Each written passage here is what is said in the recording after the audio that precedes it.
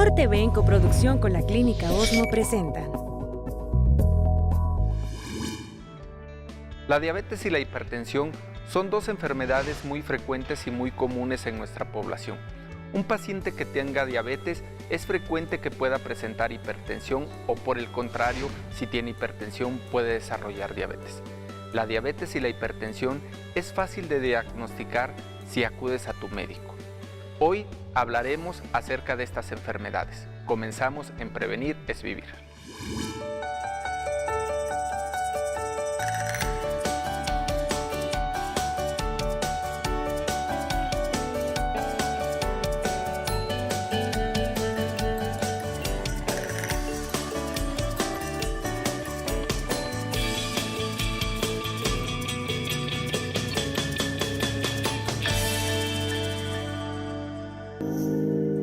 La diabetes mellitus tipo 2 es una enfermedad crónica que aparece cuando el organismo no utiliza eficazmente la insulina que produce.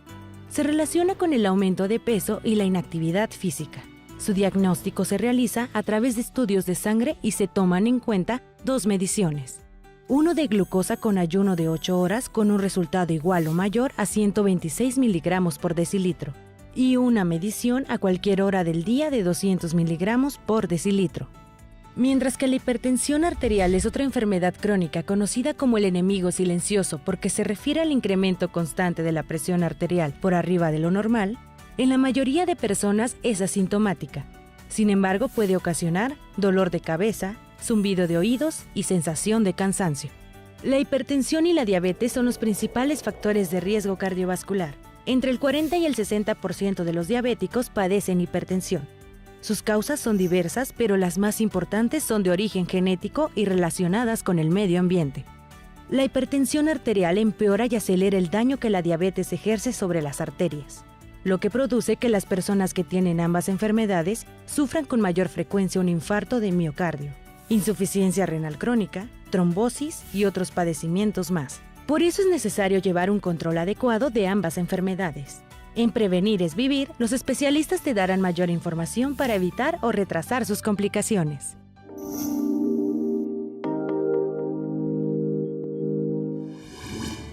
Como pudimos escuchar en el video, la diabetes y la hipertensión son enfermedades muy frecuentes en la población. Existen factores de riesgo que son fáciles de identificar. Para hablar más del tema, hoy nos acompañan dos especialistas.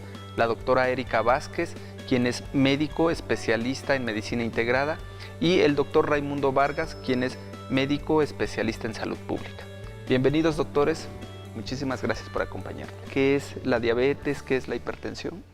Bueno, la diabetes es un problema en el metabolismo, sobre todo porque los niveles de glucosa no se suelen estar elevados, que es una de las características principales, ¿no?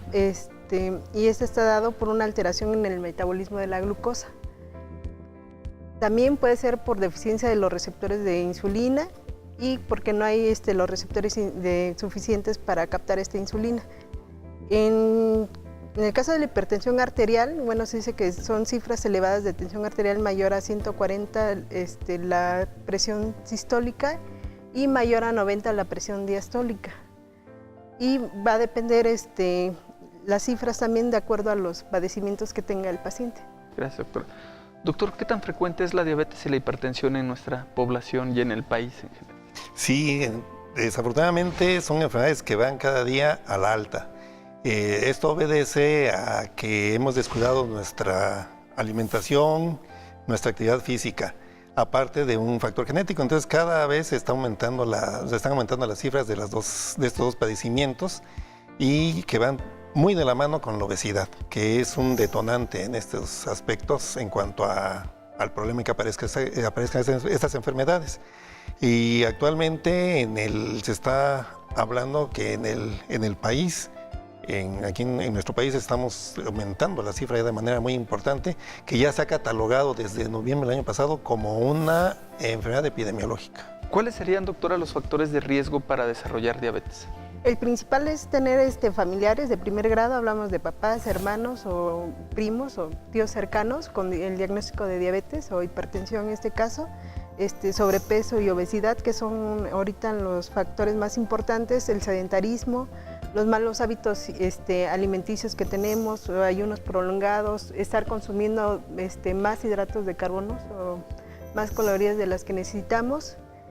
El medio ambiente también juega un rol importante, ¿no? Y también entra ya el factor de estrés para influir como factor de riesgo. Algunos medicamentos que pueden elevar también los niveles de glucosa, algunas enfermedades por sí mismas. En el caso de mujeres, lo que viene siendo el síndrome de ovarios poliquísticos, que le genera una resistencia a la insulina y que también están propensas a diabetes. Mencionaba estrés. ¿Por qué el estrés nos puede desencadenar diabetes? Bueno, fisiopatológicamente en el estrés se eleva el cortisol. Al elevarse el cortisol se eleva también glucosa. Se eleva el azúcar, ¿no? Para que la gente nos entienda, realmente existe la glucosa. Cuando hablamos de glucosa nos referimos al azúcar. Entonces el estrés eleva esta sustancia que existe en el cuerpo, cortisol, y esto propicia que se eleve los niveles de glucosa. Doctora, ¿mito o realidad de que por un susto te da diabetes?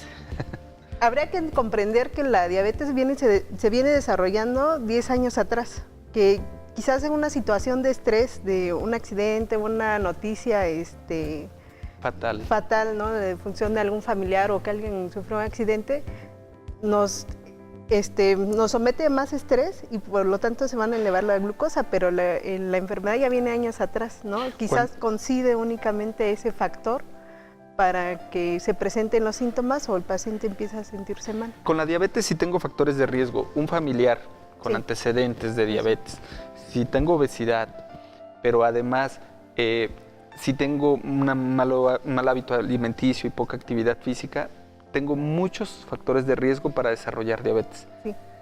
Cuando voy al médico y me hago un estudio de azúcar, digamos de glucosa, ¿cuál es la cifra con la que determinan ustedes que ya es un paciente diabético? Las cifras actualmente se manejan mayor a 126 miligramos decilitro. También es importante porque ya en lo que se maneja en la actualidad también es el término de prediabetes, en la cual pues, la cifra va de 101 a 125 miligramos.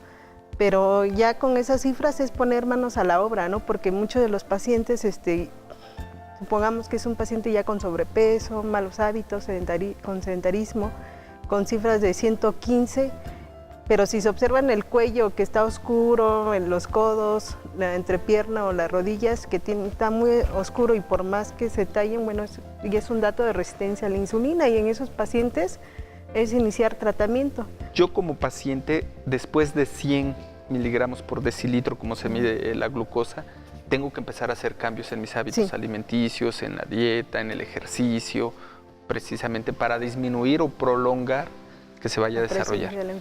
Ahora, con respecto a la hipertensión, doctor, ¿cuáles son los factores de riesgo para que alguien pueda desarrollar presión elevada? Hay una situación muy importante en cuanto a la hipertensión, que es el consumo de sal. Importantísimo también evitar el sedentarismo. Si una persona hace ejercicio frecuentemente y le checamos su presión, van a ser personas con unas presiones que para la mayoría de la población son presiones bajas. Entonces aquí sí es de manera imprescindible que no seamos sedentarios para presentar el problema de la hipertensión.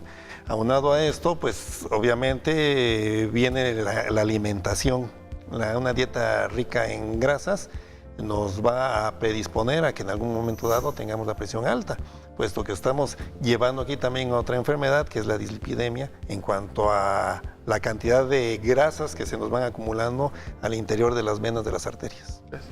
Doctora, ¿los síntomas para que alguien sospeche que ya la presión la puede tener elevada? Lamentablemente la hipertensión pasa muchas veces desapercibida porque no da síntomas, ¿no? Y por eso se le ha denominado el asesino silencioso, porque muchas veces los pacientes llegan a saber que son portadores de hipertensión arterial hasta que se presentan a un servicio de urgencias por un infarto cerebral o de corazón o algún otro evento cardiovascular y no se detectan, ¿no? Cuando hay síntomas son síntomas muy inespecíficos, como es el zumbido de oídos, dolor de cabeza, que ven lucecitas, mareo. A veces hay sangrado de la nariz por ruptura de vasos por la misma presión. Palpitaciones, que son los más comunes. Pero cuando llega el paciente con estos síntomas, a veces al médico ya pasaron. Ya pasaron. Y ya cuando se checa la presión, pues está normal. ¿Cómo hacemos el diagnóstico del paciente con diabetes, doctora? Bueno, se aplica un cuestionario de factores de riesgo, que es lo que comúnmente se hace en las unidades de salud. Se toma la medición de la presión arterial de ambos brazos.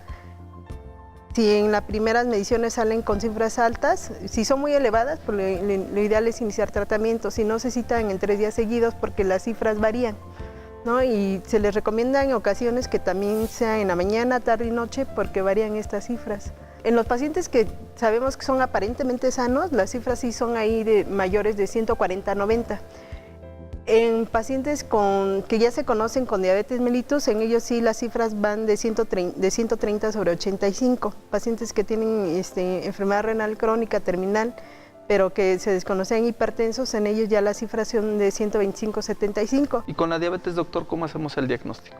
Un interrogatorio clínico y una vez que tenemos datos que hemos recabado que ya nos hacen sospechar que ese paciente puede desarrollar una diabetes o ya la tiene, le puncionamos el dedo, tenemos un glucómetro, es un aparatito muy sencillo, le puncionamos el dedo y nos dan cifras que después tenemos que comprobar con ya un laboratorio.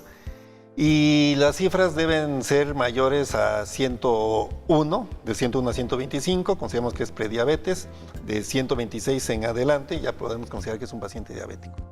Realmente hacer el diagnóstico de diabetes e hipertensión es muy simple, ¿no? Muy sencillo, simple, no le quita a las personas más que 5 minutos en una ocasión para poder hacerse el estudio realmente, ¿no? Y hacer un diagnóstico de diabetes. Inclusive hemos visto en los centros comerciales que hay puestos de detección en muchas ocasiones, pues aprovechar y tomarnos nuestra presión arterial, aunque no tengamos síntomas, aprovechar y tomarnos nuestra muestra de glucosa. Posteriormente, obviamente, de manera más especializada, acudir a una consulta, acudir a un laboratorio y hacerse estas pruebas para corroborar el diagnóstico.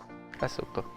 Como pudimos escuchar, es muy simple y muy fácil hacerse una prueba y un diagnóstico de diabetes e hipertensión, lo que te permitirá hacerte un diagnóstico oportuno. A continuación, vamos a un corte promocional.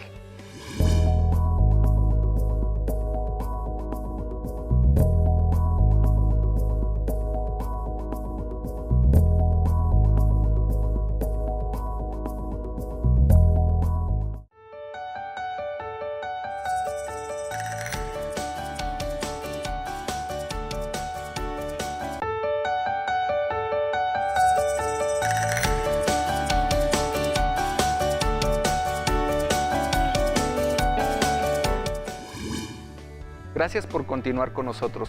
Recuerda que el tema de hoy es diabetes e hipertensión. Asimismo, te invitamos a que nos sigas a través de nuestras redes sociales, las cuales están apareciendo en tu pantalla.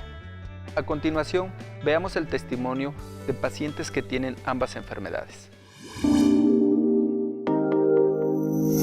Pues de pequeño, el problema fue que sentía mucho dolor de cabeza. Y mucho dolor de cabeza y pues nada más. Incluso y era una hipertensión que rebasaba los 180, 200 sobre 150. Pero nunca pudieron encontrar en realidad cuál fue el motivo del desarrollo. Un niño siempre va a ser fuerte. Entonces a esa edad no se siente lo que es la hipertensión. Sí, la molestia de los dolores de cabeza y posiblemente un poco de fatiga, pero hasta ahí nada más. Me dio mucha sed. Acababa yo jarras de agua, me metía a mi recámara, me metía yo jarras de agua. Ya mi hija trabajaba como enfermera, trabajaba en un hospital y ahí me llevó. Y que si me dijeron que tenía yo diabetes. Fue el año pasado, precisamente en el mes de abril. Yo comencé pues con un problema de garganta. Me habían dicho que era que eran las tiroides o que era cáncer de garganta. Y el problema es que iba con médicos generales. Y ese es el problema de no ir con un especialista. Y así estuve como 2 meses, pero ya hubo un momento que ya empecé con un dolorcito del lado derecho, como piquetes, y por las noches sudaba ya muchísimo, y me empezó a dar como mucho sueño y sed. Ay, no, yo me sentí fatal. Fatal me sentí, porque para mí que yo ya, pues ya no, hasta ahí nomás llegaba, pues. Y una de mis hijas, unas trabajaban ahí en México, y ahí me llevaron a que me distrajera, porque yo sufro también la de depresión. La depresión sufro mucho. Pero sí, ya tengo 22 años con esa enfermedad. Primero fue la diabetes y empecé a tener la presión alta. Y siempre la he tenido alta, porque si la tengo baja me siento muy mal. Pues llegué aquí a la clínica y me vio el especialista del otorrino. Me mandó a hacer estudios y salió que el azúcar la traía yo en 700. Cosa que asombró a todos ellos. Me internaron. Estuve internado aquí como una semana. Mi tratamiento fue a base de insulina y otros medicamentos. Pues ya había yo vivido con la hipertensión y ahora me hablan de la diabetes. Pues yo me había sentido ya muy mal, como borracho, ya sin ganas de casi vivir. Entonces cuando me dijeron, sales adelante, vas a salir adelante, pero tienes que tratarte y te tenemos que internar, pues adelante, perfecto. Tengo 6 años, nos hacen estudios, que es cada 22 días. Y ya vengo y ya me revisan, me hacen mis estudios y me dicen que sí, estoy bien y que voy muy bien. Ya voy para 7. No permitan lo que a mí me pasó, que por favor, nuestro cuerpo es nuestro mejor aviso, es nuestra mejor alarma, porque nuestro cuerpo cuando ya hay algo que no está bien, te empieza a avisar. Entonces yo sí les suplico, les diría a todos que vayan, que sí está bien ir con un médico general, ¿verdad? Pero en el momento que no vean mejora, no se tarden. No hay mejor manera de darse cuenta que es lo que tienes si no vas con alguien profesional. Y en este caso, pues un especialista. Entonces, salgan de dudas porque ya cuando te dicen es diabetes o es hipertensión, queremos darnos de tope, pero ya lo tenemos. Y fue mi caso, entonces no lo dejen para después. Pues que no dejen que agrave más pues su malestar, porque pues nomás una vez vivimos, no cada rato.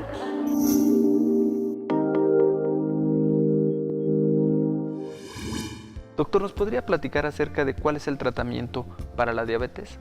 Hacer énfasis en la alimentación y en la actividad física, que es la base para poder llevar un tratamiento efectivo.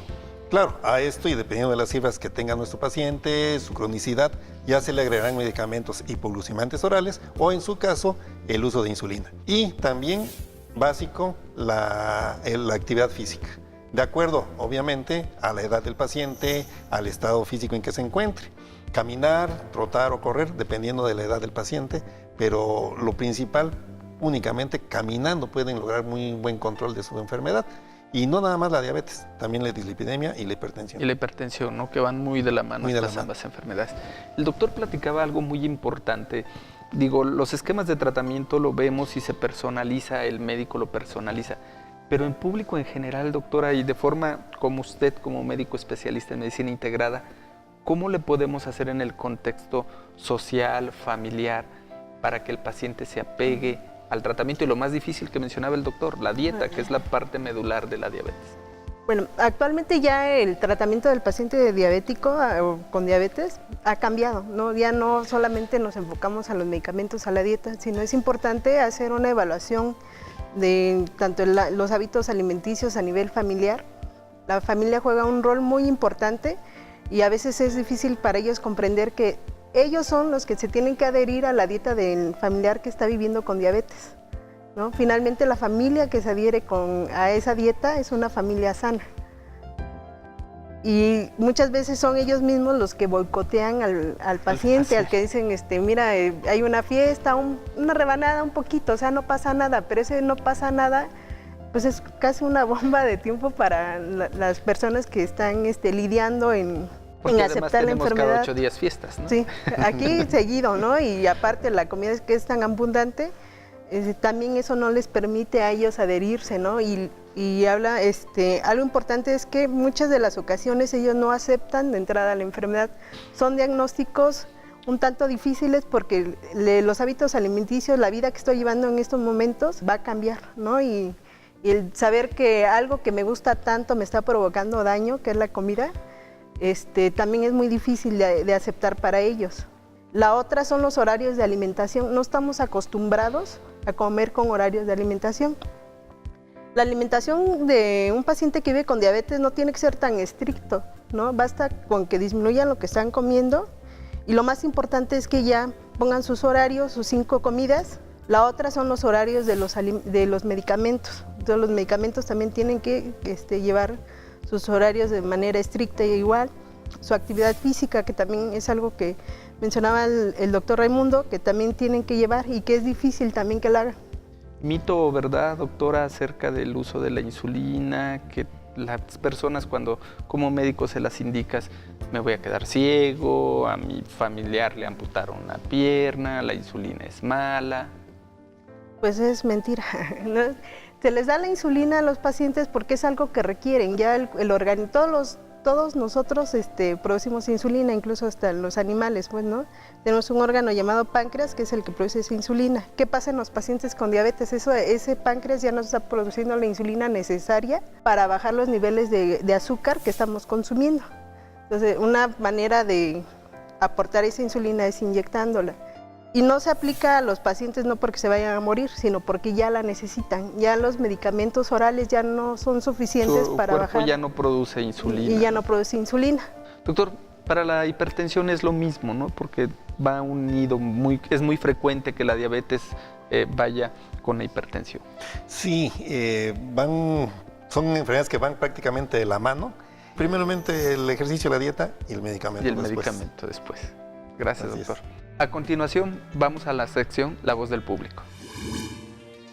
Tengo un nieto de 16 años que desde que nació con sobrepeso. Pesaba como 4,5 kilos cuando nació y actualmente sigue con ese problema. Él lleva una dieta pues balanceada, hace deportes continuos, inclusive va a natación, juega básquetbol y todo, y no baja de peso. Y me gustaría saber cuál es el motivo o cuáles son los pasos a seguir. Podemos decir que conocemos que hay ciertos métodos preventivos para poder evitar, por ejemplo, ese padecimiento. Sin embargo, es bien conocido que la diabetes a veces es hereditaria, ¿no? En este caso quiero preguntar, con todo respeto, ¿cómo pudiéramos hacerle en el caso de los que tenemos padres que son diabéticos? Hola, mi nombre es Liliana. Quisiera hacer una pregunta a los especialistas acerca de la diabetes durante el embarazo. ¿Qué riesgos puedo tener yo o mi bebé? ¿Qué tan cierto es que a una persona que se le baje la presión puede consumir un refresco de cola para recuperarse? ¿Cuáles son las consecuencias de usar la insulina en enfermos de temprana edad? Bueno, doctores, tenemos aquí varias dudas del público. La primera, doctora, nos preguntan por qué un paciente, a pesar de que hace ejercicio, continúa con sobrepeso. Bueno, muchas de las veces se hace ejercicio, pero no se siguen horarios de alimentación o no se cuida lo que se está comiendo. Entonces, aquí también tenemos que resaltar mucho que tienen que cuidar sus horarios de alimentación, que debe ser una alimentación de 5 comidas, sus 3 comidas, 2 colaciones y cuidar sobre todo lo que estamos comiendo, ¿no? Porque sí se va al gimnasio, pero si nosotros hacemos ayunos prolongados tratando de que eso nos ayude a bajar de peso, no va a funcionar. Y también hay que descartar si existen otras enfermedades. Otras enfermedades, sobre todo en cuestión emocional, ¿no? Hablamos de ansiedad. Otro factor importante es la depresión. Por eso le decía que ya el tratamiento de un paciente con diabetes cambió, ¿no? Porque también paciente debe ser valorado por el área de psicología, precisamente para determinar si tiene algún factor para depresión o bien para ansiedad o angustia, que también suele asociarse a ellos, o bien en qué etapa de duelo la enfermedad se encuentran, ya que muchos de los pacientes quedan en la etapa de negación, que es algo que no nos permite también avanzar en los tratamientos y que se adhieran, o bien se encuentran en una fase de depresión. Entonces, por eso es importante acudir a la unidad. Ya muchas de las unidades, sobre todo las urbanas, sí cuentan con servicios de nutrición y de psicología. Gracias, doctora. Doctor, si tenemos un familiar con diabetes, ¿qué podemos hacer nosotros para prevenir esa enfermedad? Pues ya empezamos a crecer después de los 20 años, hacernos un chequeo cada año y empezar a cuidarnos como si ya tuviéramos el problema. Cuidando nuestra alimentación y con actividad física rutinaria, mínimo 3 veces a la semana, mínimo. En una mujer embarazada, ¿cuáles son los riesgos con la diabetes y la hipertensión, doctor? Sabemos de que hay muchas mujeres que ya saben que son diabéticas, que ya saben que son hipertensas. Ellas deben primero acudir, prepararse, antes de embarazarse, prepararse, acudir a su ginecólogo, acudir a su endocrinólogo, acudir a su cardiólogo, para que las preparen para ese embarazo. Llegan a ser pacientes con embarazo de alto riesgo, en donde hay que llevarles un control estricto de su embarazo, lo que se llama control prenatal. Mínimo son 5 consultas durante ese embarazo, pero dependiendo de su estado de salud, se derivarán las que sean necesarias para que llegue a buen término la conclusión del embarazo, atendiendo de manera sana lo más posible, tanto al bebé y manteniendo cifras prácticamente normales de hipertensión o de diabetes a la madre durante su embarazo. Gracias, durante doctor. el proceso. Doctora, ¿mito o realidad que cuando se te baja la presión tomando refresco de cola se te normaliza? Pues es mito. es mito, ¿no? Lo ideal sería tomar algún medicamento que elevara la tensión arterial o elevar las piernas para mejorar el retorno de la sangre y por ese mecanismo se eleven las cifras de tensión arterial. Doctora, una última duda que tiene el público es ¿cuáles son las consecuencias de usar insulina en los niños? En los niños no hay ninguna consecuencia, al contrario, son ellos los que requieren de insulina. Doctores, muchísimas gracias por acompañarnos y a ustedes pues recuerden que es muy importante acudir a tu médico. Como hemos visto, la diabetes se puede controlar y se puede prevenir. A continuación, no olvides anotar este dato muy importante. La hipertensión y la diabetes no se curan. Sin embargo, se puede llevar un control adecuado de las cifras de glucosa en sangre y de presión arterial para evitar o retrasar el daño que produce en el organismo. Cuando acudes a tu médico y llevas un control de la enfermedad a base de la alimentación, el ejercicio, puedes llevar una mejor calidad de vida. Prevenir es vivir.